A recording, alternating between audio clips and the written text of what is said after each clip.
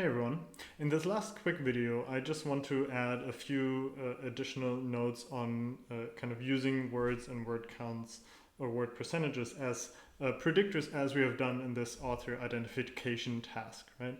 And so remember in that kind of in order to predict authorship in the Federalist Papers, we simply chose 4 words that we thought, based on this reasoning about kind of idiosyncratic word usage, we just chose kind of a priori 4 words that we kind of thought would work well for author identification. But of course, in many cases, we don't necessarily know how to choose them a priori, right? So the obvious question is, of course, if we don't have a clear theoretical guidance as to which terms we should use, given that there are so many terms included in the documents, what should we do, right? And so there are a couple of different alternatives that we might consider, and I want to just mention one briefly that is also discussed in the EMI book. We could, for example, just choose a random subset, which of course would solve the problem of having too many predictors, but of course doesn't really necessarily mean that we're choosing a reasonable or useful subset. If we don't want to just use this random subset, we might think that using the most common words might be more helpful. But as we if we kind of think about it, and if we actually looked into the most common words, those are often don't actually contain all that much information, right? The most common words often include these so-called stop words like the, a, or articles and the like, or personal pronouns and so on, that are not necessarily helpful, right? But there are other considerations that we can think about. And one thing, instead of using the most common words, we could also think, okay, maybe we want to choose the least common words. So words that appear in, very uncommon. Of course, the problem here could be, what if they're too uncommon? Do they really help us predict kind of out of sample, so to speak? And that doesn't necessarily have to be the case, right? On the other hand, so if we're, for example, concerned that these uncommon words don't appear in kind of out of sample documents, we might be more inclined to choose words that we're sure that we'll see in most documents, right? But then again, the question is whether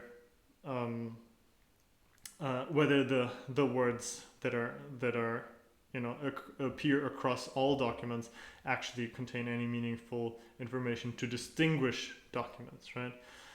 Another alternative would be to bundle up words to form kind of a topic vocabulary and then count this vocabulary, right? So kind of grouping terms together and then just focus on the groups themselves, right? And so each of those alternatives have advantages and disadvantages, and some might be more useful in one application versus another. And as you can kind of like see that there are kind of trade-offs between each of those approaches. And one kind of systematic approach that kind of tries to take into account some of these considerations for why would it be useful to use a common word, why would it be useful to use a word that is maybe less common and more distinguished, or easier, helps us to distinguish between specific terms, is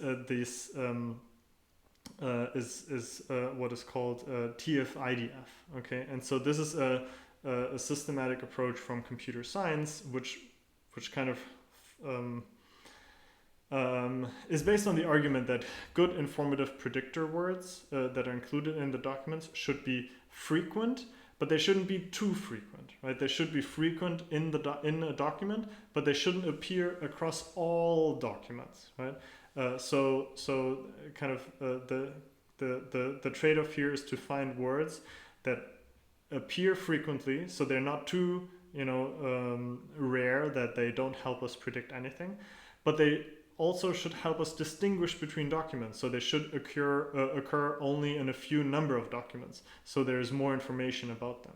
And this is what is kind of described by TF IDF as kind of balancing this requirement. And TF IDF stands for term frequency, which is the log of the word count that we talked about before, and IDF is the inverse document frequency, which is the log of the inverse of the proportion of documents containing the word, right? And so basically TF IDF implies that we're not just, we're looking at the word, we're taking the word count, the word frequency, or term frequency in other words, but we're weighting this term frequency by the inverse document frequency in a way that terms receive a higher weight if they occur in fewer documents and receive a lower weight if they occur across all documents, right? And so the TF IDF score is higher if a term is very frequent in a few number of documents, and a lower score when it's either frequent but occurs everywhere, or not too frequent overall. Okay. So this is kind of this concept of TF IDF, which can help us in this large array of terms to identify terms that are that basically carry more information for us to distinguish between different documents. I just wanted to add this as a kind of additional note, because this is a term that we will encounter quite frequently, that you will encounter quite frequently if you kind of work more with text analysis. And it is discussed in the EMI book as well, briefly at least, and so make sure to kind of pay attention to that part of that chapter as well. But that's all for now. I think we have enough content for this week. I'm looking forward, as I said, to our Q&A session on Monday.